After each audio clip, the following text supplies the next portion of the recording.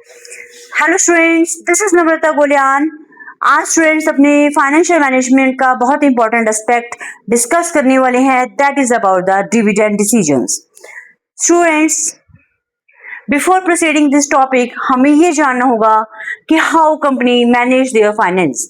As we all know, for managing finance, company takes three decisions: investment decisions, finance decisions and dividend decisions.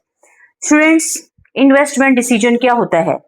As we all know, company सबसे पहले ये decide करती है कि मुझे invest करना कहाँ है, whether in long term projects, whether in short term funds, whether in short term projects, whether in current projects.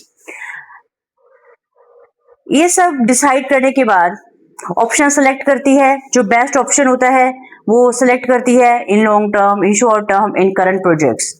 After investment decisions, company के पास फंड्स की शॉर्टेज है, देन डिसाइड किया जाता है कि shortage of fund, how you will raise your funds, आपके source of finance क्या रहेगा for fulfil your investment decisions. क्या आप long term source finance prefer करोगे या आप short term source of finance prefer करोगे?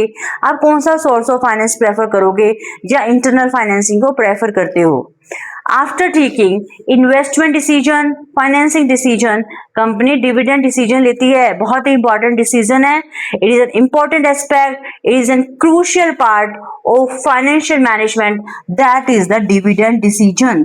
डिविडेंड डिसीजन को क्रूशियल या इंपॉर्टेंट एस्पेक्ट इसलिए बोला गया है बिकॉज इस स्टेज पे आपको ये डिसाइड करना होता है कि जो आपका प्रॉफिट हुआ है, आपने जो प्रॉफिट अर्न किया है, स्टूडेंट्स लिसन केयरफुली, कोई भी प्रॉब्लम है तो आप पूछ सकते हैं। एंड प्रॉफिट जो आपका हैपन हुआ है, प्रॉफिट जो आपकी अकर हुआ है, अब आपको डिसाइड करना है कि आप उस अमाउंट को डिस्ट्रीब्यूट करना चाहते हो या आप रिटेन करना चाहते हो as a internal source of financing.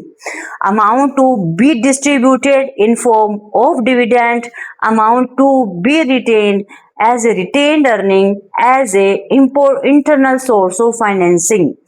इसीलिए इसको important part बोला गया है। Whether you want to pay out, whether you want to retain this earning। और dividend के रिगार्डिंग एक बात और बताती हूँ, डिविडेंड शेयर होल्डर्स को डिस्ट्रीब्यूट होता है। ये तभी डिस्ट्रीब्यूट होगा जब आप प्रॉफिट अर्न कर रहे हो। अंडरस्टूड? और डिविडेंड पॉलिसीज, डिविडेंड डिसीजंस किसी की कंपनी की अच्छी होती हैं तो उसका बहुत बाहर इन्वेस्टर्स में बहुत बढ़िया इम्पैक्ट रहता है। शेयर होल्डर्स आपकी कंपनी में इन्वेस्ट करने को प्रेफर करते हैं। और आपकी डिविडेंड पॉलिसीज बहुत अच्छी नहीं है या सुटेबल नहीं है तो जो इन्वेस्टर्स हैं वो आपकी सिक्योरिटीज को परचेज करना चाहेंगे ही नहीं। और रिटेन्ड अर्निंग वहां प्रेफर की जाती है। It is an internal source of financing, जहां पे कोई भी कॉस्ट अराइज नहीं होती है।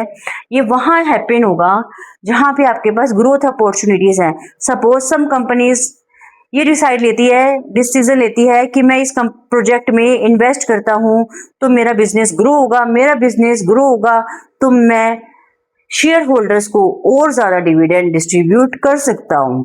अंडरस्टूड? अब डिविडेंड क्या होता है? Dividend is the portion of company's profit distributed to share holders as a reward for investing in the company. ये डिविडेंड की डेफिनेशन है। Dividend is the portion of company's profit distributed to share holders as a reward for investing in the company.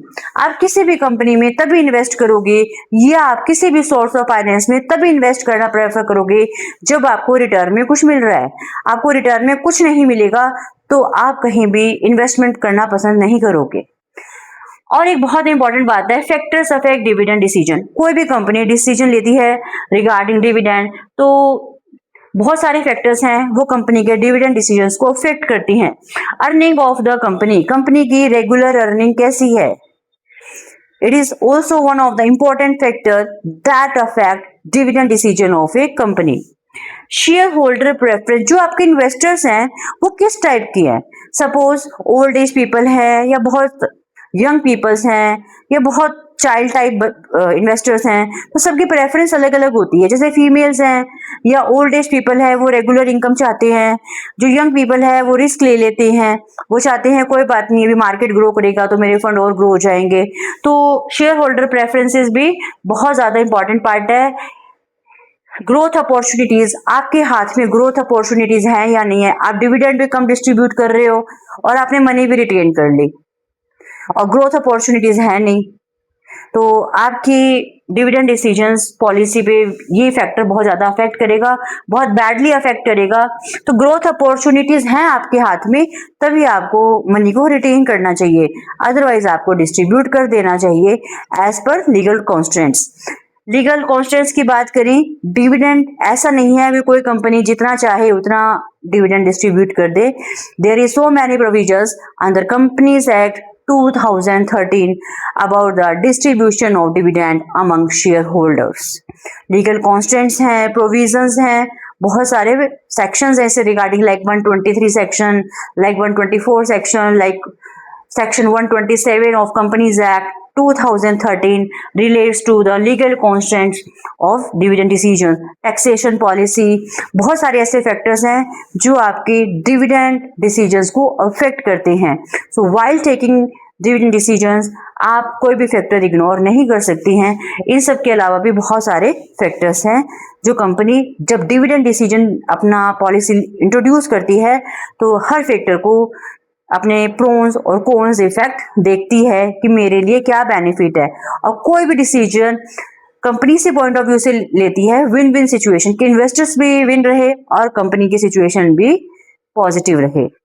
Thank you students, I hope you will surely cooperate me in the future too. Thanks again and bye bye.